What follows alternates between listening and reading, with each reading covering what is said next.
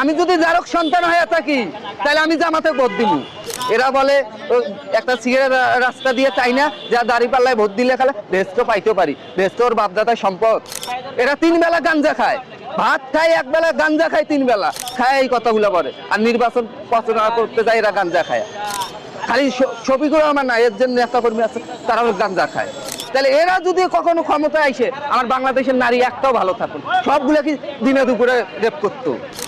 এগোর পিছে তারা থাকবো, তারা সবাই মুনাফিক, আর এগোর জন্ম হয়েছে মুনাফিকের করে। এরা হলো ফেরাউনের খালাতো ভাই।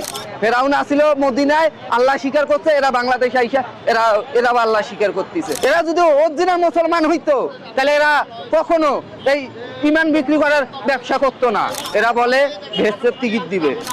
আওয়ামী লীগের ভোট পাওয়ার জন্য এই কথাগুলো বলতেছে। ওই কি বলছে আওয়ামী লীগ জামাতের এক কর্মী কি বলছে এমপি প্রার্থী, যে আওয়ামী লীগের নেতা কর্মী সবগুলো বিদায় হয়ে গেছে, তাহলে ওগর বউ ছেলের উপরে তো জামাতের হক আছে। তাহলে এতে কি বুঝেন? তাহলে এরা যদি কখনো ক্ষমতায় আসে, আমার বাংলাদেশের নারী একটাও ভালো থাকুন, সবগুলো কি দিনে দুপুরে রেপ করতো, রেপ করবো এরা। তাহলে এরকম যদি হক থাকে তাহলে আমরা তো আওয়ামী লীগের কর্মী, আমরা তো সাধারণ জনগণ, তাহলে ওগর বউ ছেলের উপর আমাদের হক থাকবো না? তাহলে এরা যে এই কথাগুলো ছড়াই বেড়ায়, এরা যদি ফের হয়, একবার যদি আওয়ামী লীগ আইসে, তাহলে এখন পরিবারের কি অবস্থা হইব? এরা একটাবারের জন্য এই চিন্তা করে, এরা তো আল্লাহকেও মানে না।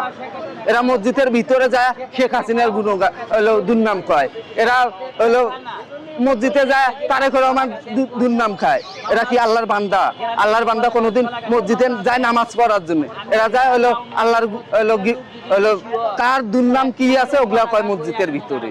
এরা আসলে বাস্তবে একটা ধর্ম ব্যবসায়ী।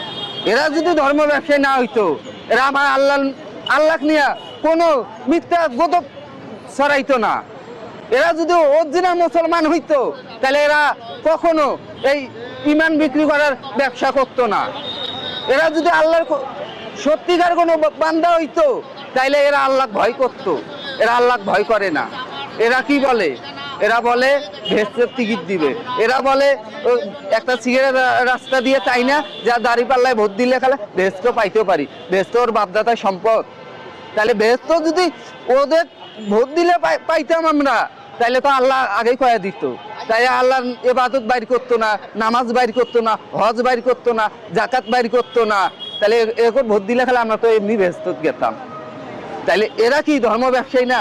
এরা তো ধর্ম ব্যবসায়ী। ভোট পাওয়ার জন্য অনেকেই অনেক কথা বলে, অনেকেই অনেক কথা বলে, তারপরে এদের মতন ধর্ম ব্যবসায়ী কথা বলে না। অনেকে অনেক গত 17 বছর দেখেন, একজন কোনো এমপি গেলে বলতো কি যে ভাই আমি আপনি 10টা 3